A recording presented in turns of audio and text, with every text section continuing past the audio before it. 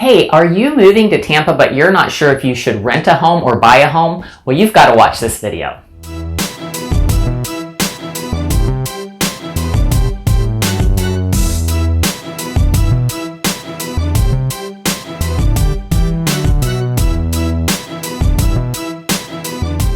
Hi everybody, thanks for tuning in to my channel Living in Tampa, where it's my goal to show you everything you need to know about eating, sleeping, playing, and living in the greater Tampa Bay area.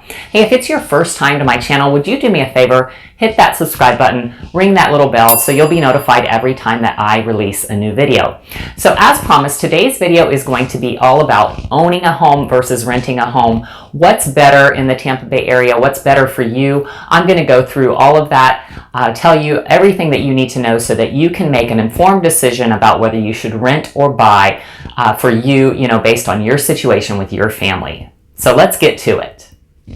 So first of all, I'm going to cover price and availability. And just a little note here, I'm going to be talking about mostly private owned homes and townhomes, condos, things of that nature that can be found through the MLS, which is the database that the real estate agents use in our everyday work life. I'm not going to be covering anything like apartments. They have their own on-site management. They have all their own systems. Typically, real estate agents are not involved in that. But I did want to let you know, I did a little bit of background research to, prepare for this video. And what I did find is that apartment prices are very similar to what I'm going to be sharing with you regarding these privately owned places.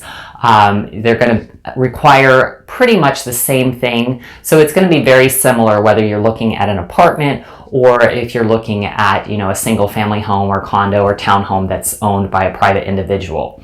So price and availability, let's go into that. Price, renting is not cheap, and especially right now, it definitely is cheaper to buy, but I'm going to cover renting first, as well as the availability of that rental market. So right now, there's just not a whole lot available in all of Tampa, which is huge. I mean, Tampa is 175 square miles. It's one of the largest land areas, cities in the state of Florida. So that's quite large. There are only 37 places available for rent that are under $1,000. That is, to me, kind of baffling. That is the market right now, though, and of course, rental prices are quite high. So $1,000 or less is just something that's very difficult to come by in the Tampa Bay area. And what you're looking at for that price of $1,000, you're mostly going to be looking at like a studio type of place, maybe a 1-bedroom, 1-bath. Depending on the area, you might be able to get a 2-bedroom, 2-bath, but definitely that would be the absolute largest thing that you're going to find for $1,000 a month or less. And it's going to be pretty small. I mean, we're talking in the area of like 500 square feet to 700 square feet, pretty much just a little, bed, bath, kitchen, tiny little living room. That's all you're going to get for that price. So to me, that's a lot of money to pay for rent for such a small little place. But that is what it is in the Tampa market right now. Now, when you bump that up to a 3-bedroom, 2-bath place, the price also jumps considerably. And there's not that much more available either. So in all of Tampa, again, that same area that I mentioned, there's only 74 currently active for rent homes that are 3-bedroom, 2-baths. And those are ranging anywhere from $1,200 a month to $4,000 a month, as you can see here. This is really obviously very area specific. As we say, real estate is all about location, location, location. But the average price for a 3-bedroom, 2-bath, when you take all of these together and you work out the average, it comes out to about $1,900 a month. And the average size of these is going to work out anywhere from about 1,000 to 2,000 square feet. Again, all depending on the location of those. But yeah, the price for a 3-bedroom, 2-bath is going to run you about $2,000 a month. So that's not really very affordable in my opinion. That's for Tampa. And now we're going to move on to St. Pete. So in St. Pete, as you might expect, the prices are just a little bit higher than in Tampa. You know, there's more that's proximate to the water because we're also talking about a much smaller area here. So there's obviously fewer homes to choose from there, even more so than in Tampa. Right now, homes under $1,000 a month in St. Pete, there's only 15 listings that are popping up as available. These are mostly 1-bedroom, 1-baths as well. The majority of them are going to be under 700 square feet. There was, I think, maybe 1 or 2 that were 2 bedrooms, but mostly they're 1-bedroom, 1-bath places that you're going to get for under $1,000 a month in St. Pete. When you bump that up to a 3-bedroom, 2-bath, the price also, of course, is going to jump up as well. And the average price for those 3-bedroom, 2-bath homes for rent in the St. Pete area ranges anywhere from $1,300 a month all the way up to $6,000 a month. Now, obviously, that's probably not what your average Joe is looking for, so I took out that very high priced rental when I calculated the average price. But if you do that, the average price for these rentals comes to about $2,250 a month for a 3-bedroom, 2-bath. And again, the square footage is going to be about the same, between 1,000 square feet to 2,000 square feet, depending on where in St. Pete that is located. So that covers the pricing and availability. Unfortunately, the price is high and there's not much available. But that is the current market. You know, that does change. Markets tend to fluctuate. Right now, it is January of 2020. We've got coronavirus happening. So, you know, people are staying in their homes more than ever. So there's not as many for sale. There's not as many for rent. You know, we're kind of at a lull. I mean, the market is very, very hot, but we're definitely hurting for inventory, and that's leading to these higher prices. So next, I want to jump into what's required. So you are going to need a pretty clean background to be able to get into most of these rentals. Almost all landlords are going to want to run a background check, and they are going to expect that to be free of like felony, you know, kind of criminal background. They don't want any of that. Also, they're not going to allow evictions for the most part. If you've had an eviction in your history, it's going to be very difficult for you to find a rental, you know, a landlord that's going to accept that. You are going to need decent credit. They don't expect you to have perfect credit, but I would say most landlords are still going to want you to be in the mid 500s at a minimum. And of course, the better the credit, the happier they are. And they do want to see proof that you have that income to support that monthly rental payment. If you don't have any of those, sometimes they will allow you to have a co-signer to sign with you so that you can, you know, still get into that rental. But there are some pretty strict requirements for you to be able to rent a place in the greater Tampa Bay area. That is going to be pretty standard. And as far as money goes, most places are going to require, of course, a security deposit. You're looking at having to provide your first month's rent, your last month's rent, and a security deposit in most cases. There are some landlords that will collect only the first and last, but it really just varies from place to place. And I would be prepared to have, you know, 3 months worth of payments if you are planning to rent a place. And the lease period is typically going to be for at least a year. If you're looking for something shorter, you know, that's going to be a little more difficult to find, and it's also going to cost you a little bit more.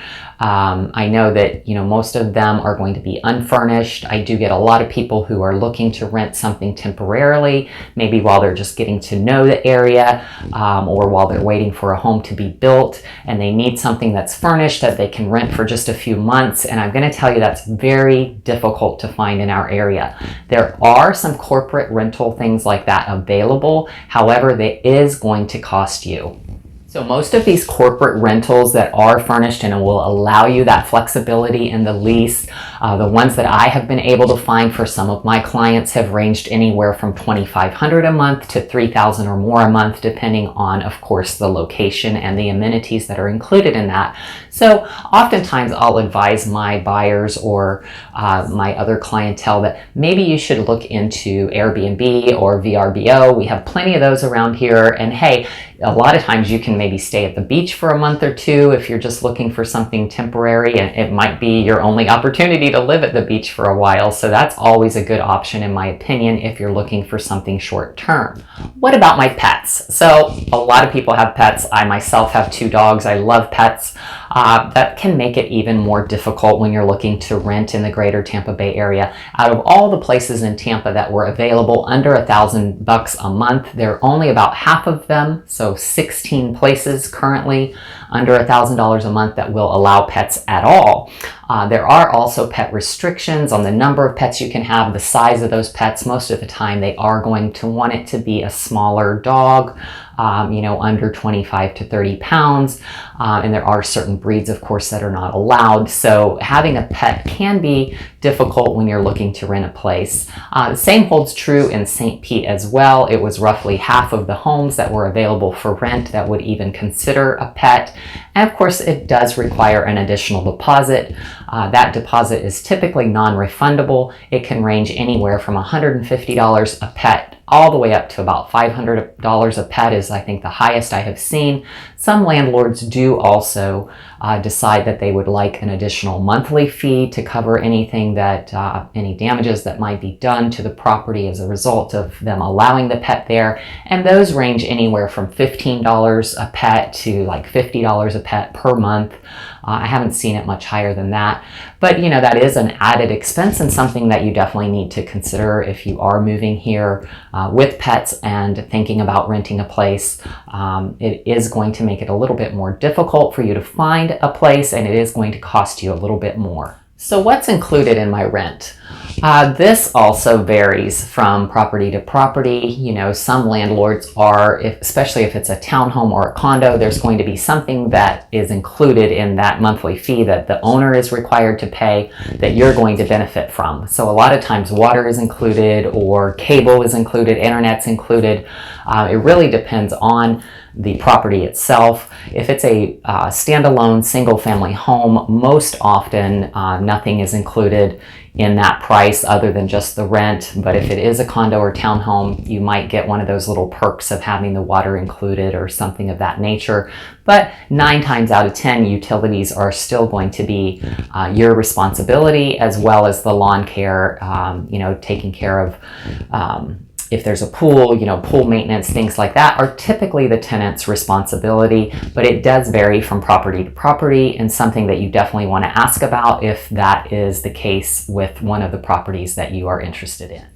So that pretty much covers the subject of renting in Tampa or St. Pete. Now I want to jump over to the buying side. But before I do that, I wanted to say I do get a lot of people that are moving here from out of state. I've got people from California, New York, Chicago, pretty much everywhere. They're moving here in droves, and I think the word is out about how great Tampa Bay is. I get questions every day from people, asking me about different areas, asking me about little nuances about Tampa, and I love it. It is my passion to help people to find the right place that's going to work for them in the Tampa Bay area.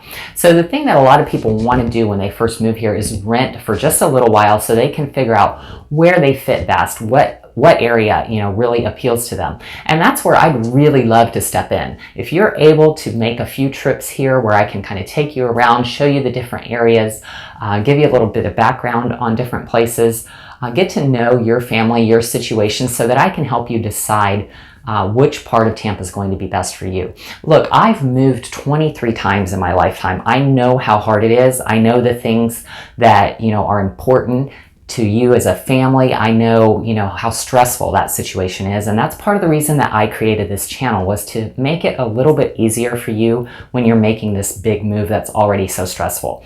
So do me a favor and subscribe to my channel. That way you'll see all these videos that I'm creating about all the different areas in Tampa, and maybe that'll make your move a little bit easier when you do come this way. And don't hesitate to reach out to me. You can call me, text me, email me anytime. I'm always available. When it comes to moving to Tampa, I've got your back, and I'd love to help you. So now let's talk about buying. If you are spending that kind of money to rent, then just think about what you can get when you go to buy. So obviously I'm a real estate agent. I think it makes a lot more sense to buy a property than to rent a property.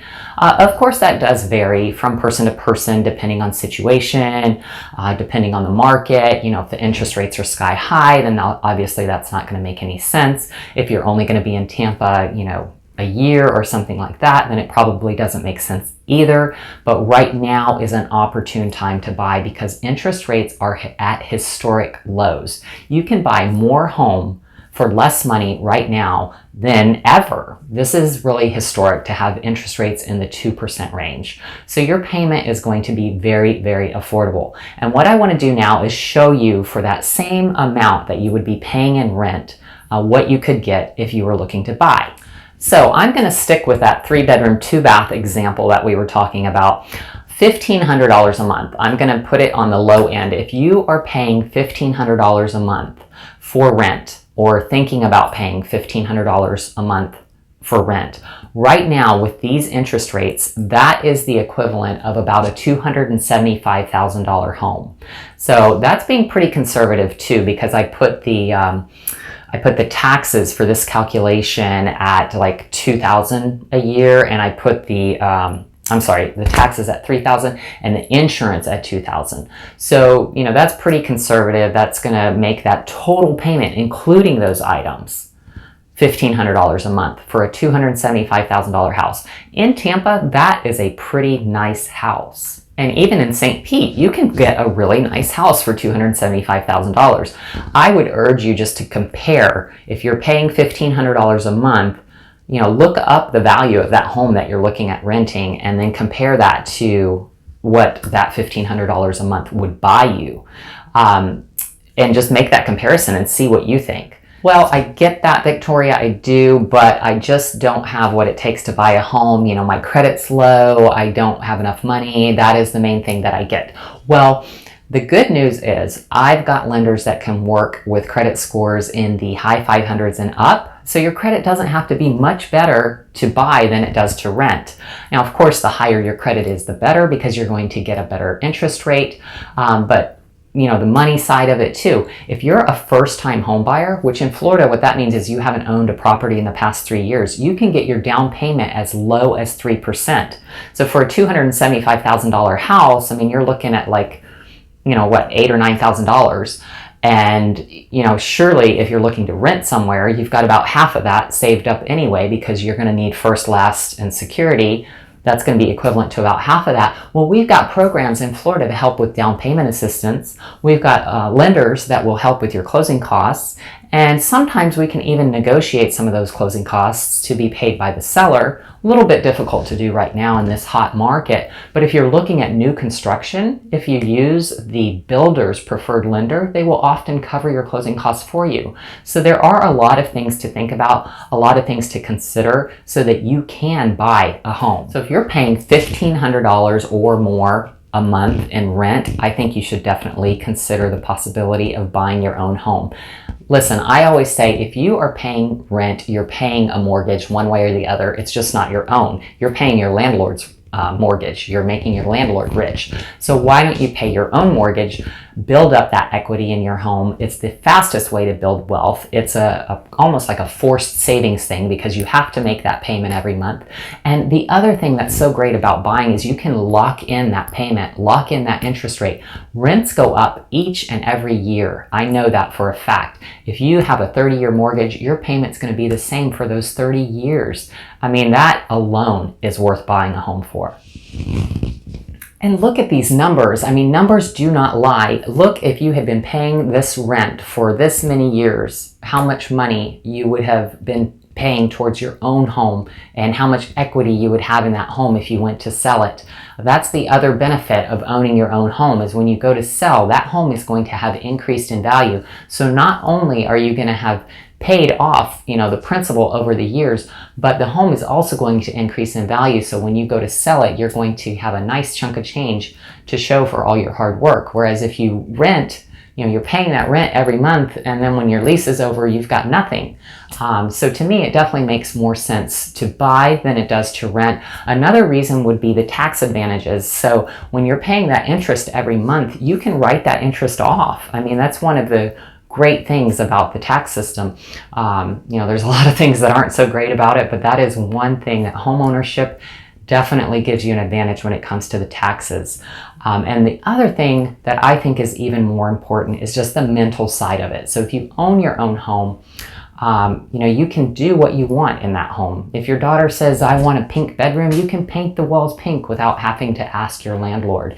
If you want to, change the kitchen and put in a nice brand new sink with a nice brand new faucet, well, you can do that without asking the landlord. And that's just going to add value to the home when you go to sell it. So there are so many advantages to buying compared to renting. So in my opinion, definitely I think it's better to buy than it is to rent, but of course it has to be a personal decision. So I hope that this video has helped you so that you can make that decision whether you want to rent or buy when you're moving to Tampa or St. Pete. And listen, if you are considering moving to Tampa or St. Pete, you got to give me a call, send me a text, shoot me an email. However you want to communicate with me is fine. I'm always available, and when it comes to moving to Tampa, I've got your back. Do me a favor, hit the subscribe button, ring the little bell so you'll be notified every time that I release a new video. Thank you so much for watching, and I'll see you next time.